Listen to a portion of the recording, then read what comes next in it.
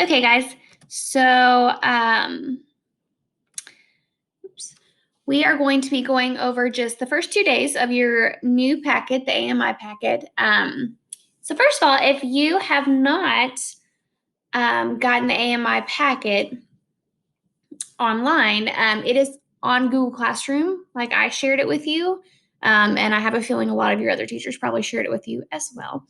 But you can also get it, I think, from the Springdale School District webpage. But anyway,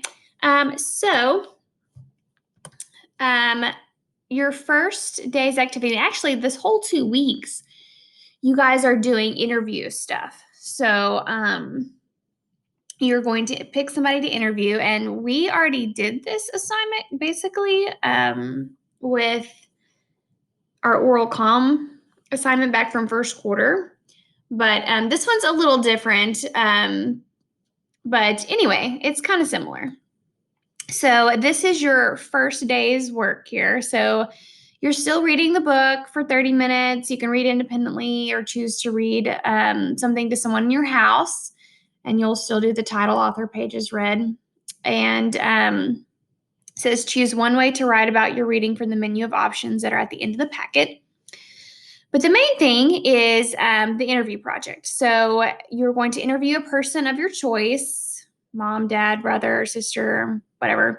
And it says close friend or even yourself. But I would say that it would be better for you not to do anybody your own age, because you're kind of doing like this whole early childhood, middle childhood, adult life activity that's connected to this. And if you're young, you haven't really had enough life to be able to give answers. So I would interview somebody older. Okay. So today's interview questions are all about early childhood. Okay. So you're going to explain, or you're going to ask them to explain 3 most important moments of their early childhood and describe why they were so important. Who are the most influential people in your early childhood life, and what did you learn from them? And then please explain your early childhood dreams and desires in great detail. So you're going to listen as they answer the questions, and then engage in their responses. So listen to what they say and then ask them more questions about what they said. Okay, so don't just, ask a question, write down what they said. Ask the next question, write down what they said. You want to actually get them to go into more detail about each thing. And I'm going to kind of show you how I did that in a second. But it says write down as much as you can. You're writing down their quotes, interesting things they say. And then your goal is to fill an entire page of notes and quotes, and, don't use it. Okay. So, I didn't mention this, but it's going to be something that's credited to this 9 weeks. But also, if you did not complete the interview process from first quarter, then it will also be used to replace that 0, since we will not be having many oral comm points this 9 weeks. Okay. So the timeline for this is every other day you will be conducting more interviews, and it'll be asking about different time periods. Now, if you would like, you could also just conduct the entire interview all at once and then go back and do the alternate activities after. But I'm going to show you my example. So let's look over here. Okay, so I did not actually interview my mom, but I have talked to my mom enough to know exactly what she would say to these questions. So I'm kind of pretending that these are actually quotes, but basically they are, because I've talked to my mom about this stuff. So I have on Classroom, let me pull up Classroom here. So I have given you interview project and narrative. So I've given you this assignment for you to write on the document.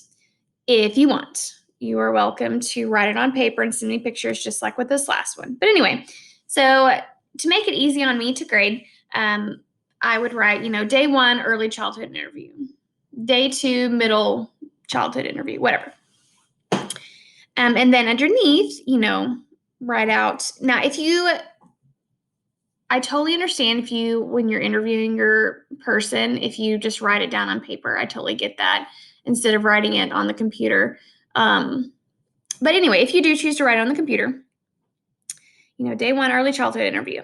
And then the first question, explain 3 most important moments of your childhood. So underneath, I've written her first answer. So, and I did quotes because a lot of us didn't do well on our oral comm assignment from first quarter because we did not actually quote. So my mom would have answered, getting to talk to my dad about his early life before he met your granny. And then notice I've indented here because I would have at this point asked another question about that. So for instance, I would have asked, how did he meet my granny and how'd they get together? And she would have said, he actually was a lot older than mom. I think like 30 years older than her. He saw her on the side of the road when she was picking cotton and decided he wanted to marry her. By the way, true story. And then I would have asked another question here. That's why it's indented again. I would have said, wow, 30 years older? That's really weird. Why did she want to marry some guy 30 years older? And she would have answered, no, she really just wanted to get away from home and her parents, so she was willing to marry him. And then, okay, so then maybe I asked another question about her relationship with her dad. And she would have answered, I was a daddy's girl. Mom wasn't very good with us girls. She preferred her boys. So I would spend all my time with him. He was a painter, and he would tell me how to do a good job with that. He always told me that I was too sweet for this world. Okay, so then we go on to the next question, or the next moment of her childhood. So she said this, and then this, and I asked some furthering questions. Then I moved down to the next question, who are the most influential people? And then these are all responses to the additional questions that I would have asked her as I was listening. So I don't care how you indent or whatever, but notice that I have a whole bunch here because I asked more than just those initial questions. As she talked, I asked more questions about what she was saying. So you need to be an active listener with the person that you were interviewing. And, take this time to actually get to know this person and get to know, more about your relatives or whoever you're interviewing. Like I always thought that this was really interesting. Okay.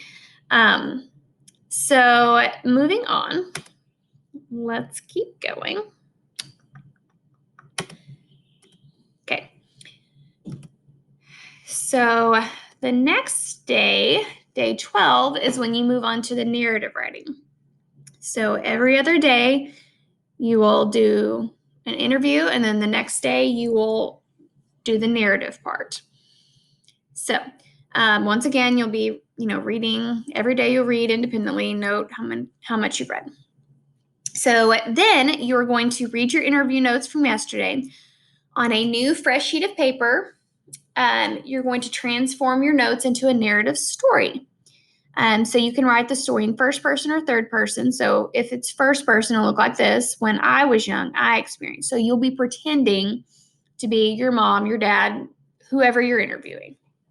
If you're doing third person, you'll say so my mom's name is Marcia. So if I were writing this, I would say, when Marcia was very young, she experienced blah, blah, blah. Okay. So your goal for day 12 is to transform the early childhood interview notes into a narrative piece of writing. And there's a graphic organizer to help you with that. So the graphic organizer looks like this. And I will be honest with you, I did not use this much.